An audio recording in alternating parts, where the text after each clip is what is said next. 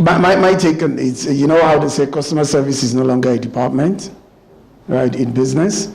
I think learning is also not a department. It's just part of business. Everybody's learning. My take is your people in your organization, I use the phrase whether or wedant, you know, you are involved, they are learning. The key thing is what are they learning and how are they learning? And is that learning translating to your desired business results? So I think that L&D as a department, irrespective of its location or its positioning, must be this group of people who are very aware, doing work, research, and shaping how people are learning, what they are learning, and how that learning is translating to business results. Because people will learn. They learn from all their experiences, and they bring that to work. So that's that would be my take on it. I hear everything that's been said about online learning. I think it's fantastic, it's wonderful, and everything that's been said about the millennials and how they're learning, I think it's fantastic, And I align with Victor when he said, maybe people like me should retire and then the millennials should take over and then they'll understand each other.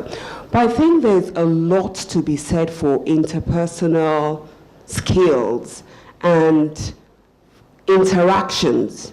When you look at I know when you see all those photographs and DPs and things of children learning or children, and all of them they're facing their iPads and their phones, and there's no interactions. Now people don't even, they have more friends in the cyberspace than they have in real life, and they're liking things than actually talking to each other. And I think a lot is being lost from this lack of personal interactions. Honestly, with these millennials, I have to work with them, and sometimes I'm thinking, really?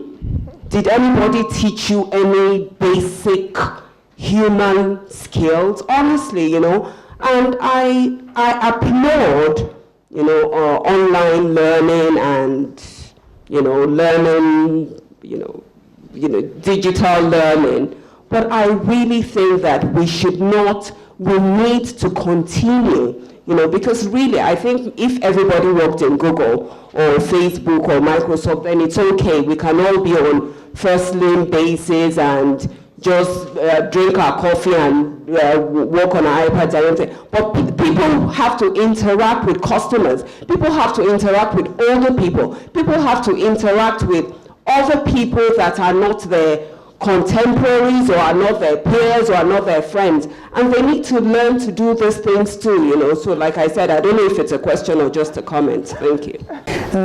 Thanks for the opportunity to talk. My name is Titi Olujobi. I work with IBFC Alliance. I'm not so sure that they're comments or they're questions, but maybe I'll call them observations. I'm going to just touch on three things that were mentioned. One was the issue of whether L&D should be part of HR. I guess it doesn't really matter where it is, but I think if we're going to try and get a strategic alignment, we also have to remember that there's another part to the strategic alignment, which is the people who need to be aligned. And I'm wondering how L&D will not be part of HR, going through the process of appraisal, going through coming up with a training needs analysis, and still be able to align the people who are the HR within the purview of the HR function, and then be able to align them to the strategy of the organization, which is why I liked what Dr. Dingley said about the balanced scorecard. I don't think you can really have HR so separate. It can't be a divorce. It has to be a marriage of L&D and the HR function. That's my first observation. Then the second thing is about induction programs. I think it would be very useful for people who have gone through an induction program, maybe a year down the line, when they have faced the firing line, for the L&D function to actually call them back in and say, what could we have been doing differently? But through that, you'll be able to see people who have gone through your program, and then they'll tell you how realistic or how useful the induction program was to their life within the trenches. Then finally, I'm thinking about the challenges to technology-enabled learning. I know for one, bandwidth is not going to run away very quickly, despite what IPNX is doing. So I think that challenge is there. Then I think, a lot of us in this room form maybe 5% of the reality of our educational system. Most of the people out there, the majority do not know anything about technology. The kind of people that we're bringing from our educational system are very different from the people who are coming from abroad and who have a very different way of, a perspective to learning. So I'm wondering how we'll be able to channel those very quickly into technology-enabled learning. Thank you very much. The concerns about online learning actually taking away the people to what we call the person-to-person interaction. I think as parents and as mentors, we have a lot to do with this as well. I noticed that I'm worried about it, and I think in my own home, I've actually taken some steps to actually address it, and I think in the workplace you can do it as well. My 9-year-old son, every time I'm going for my alumni meetings, in fact, every time she says, Daddy, I will not go for networking today. I realized that when he gets home, he wants to be on his iPad. He's locked on the PS, what do you call it, the PS4, everything. And those things are not good for actually building effective relationships. So what I do is when I go for my alumni meetings, uni and other schools, I say, Vincent, we're going out. And I found that it actually helped him to actually build his personal communication, building better relationship with people, and also building his confidence in engaging people my age and actually learning from them as well. So whenever we don't go, I say, Daddy, I will not go for networking today. I also realized that in the workplace as well, people are actually becoming more insular because of over-reliance on what we call as technology. It was meant to be an enabler, but also becomes, basically, it creates walls and barriers. So that's exactly why I love virtual meetings, but I always insist on my Monday morning meeting, whereby we all sit together and we talk. What else did I actually find out as well? There's also resistance to change a lot. For example, when I came into IOD, I said, all our team meetings, I don't want to have, just like the young man said, I can call him a young man, I said, no, let's have paperless meetings.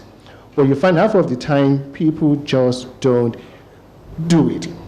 They want to come into the meetings with tons of paper to actually make it look as if they actually have a lot of work to do. But all this can be compressed into a couple of slides, and then also develop your being able to actually present information and actually do it in a very beautiful way. I think you find we must not lose the personal touch. Like somebody said, why should I do online banking and not miss out on meeting people in a branch in case something happens to me? How would they know that I'm actually not well if they don't see me? So we need to strike a balance in exactly what we do and how we do it. And to my young friend over there about, for me, learning is exactly about passion. And I always say this to people when they want to choose to listen. One, when people come to organization, it is actually not the letter that you give them that actually makes them commit. There is something we call the psychological contract. Most companies actually lose it from the way we handle our people, right from the kind of learning we expose them to, and by asking them what do they really want to achieve from the organization. If you don't define that relationship from a very early stage in the work environment, you lose a person. And then you end up what Charles Andy called, in your company, you have a empty raincoat. The soul is at home.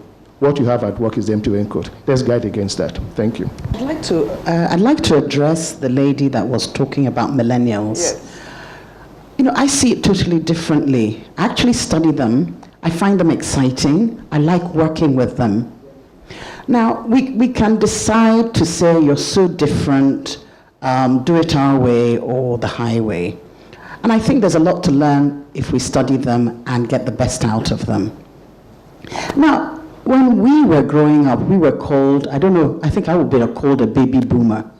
And we were said to be like this, like this, like this, like this, these baby boomers. We wanted to work in more than one company, whereas our parents worked in one company, 35 years, retired, with a gold pin, etc., etc. That's not what Generation Y wants, or baby boomers, etc. So there were all sorts of descriptions.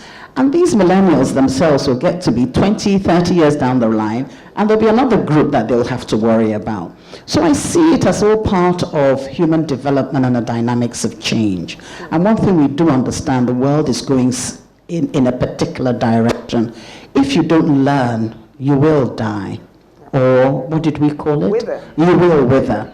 So let's understand the millennials and how they want to work.